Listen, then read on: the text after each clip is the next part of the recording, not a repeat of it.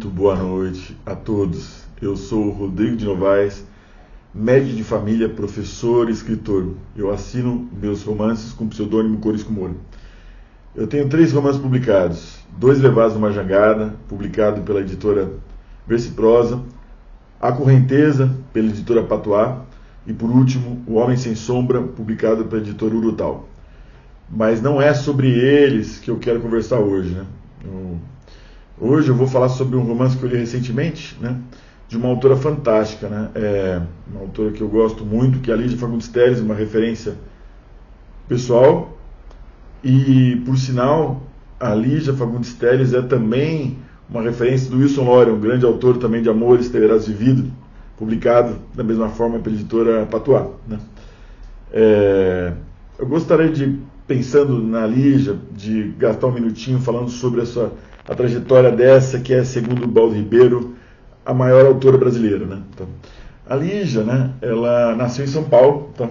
Seu primeiro romance foi Ciranda de Pedra, e ele foi aclamado pela crítica prontamente, e aí estendendo um carpete vermelho para toda a sua trajetória, né? Então, e ela escreveu esse primeiro romance chamado Ciranda de Pedra. Ciranda de Pedra é um romance que fala sobre Virgínia, um romance de formação, tá?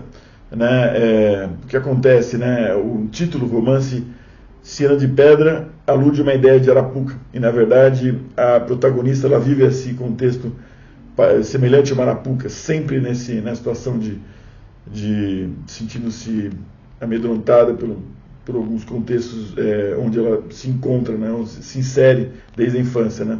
Ela se destacou, né, a Lígia, apesar desse romance, ela destacou sobretudo, né, nos contos, tá? E ela escreveu Antes do Baile Verde, no meio da ditadura, e foi esse conto foi eleito o melhor conto do mundo, né? Uma voz nacional no meio do ambiente tão duro, né, onde o Brasil se via cerceado de liberdades, né?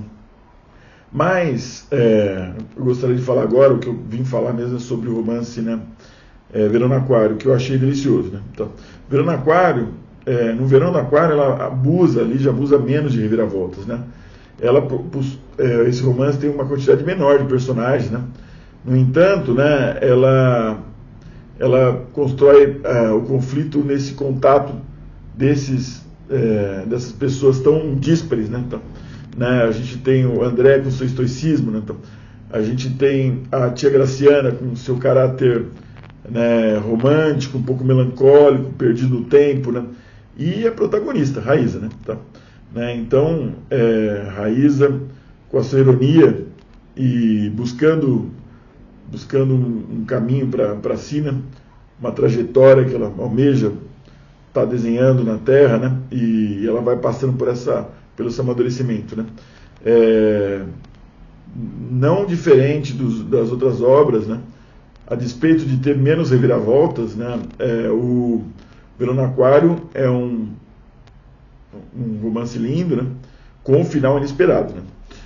Então é isso, pessoal. Não gostaria de citar, né, de dar nenhum tipo de spoiler, mas eu queria mesmo falar sobre essa obra que me tocou, dessa referência nacional importante, que me ajuda muito a pensar literatura. E por hoje é só. Quem gostou da resenha pode estar se inscrevendo no canal Corisco Moura do YouTube, ou se inscrevendo no podcast Samba, Prosa e Rapadura do Spotify. Grande abraço a todos, pessoal!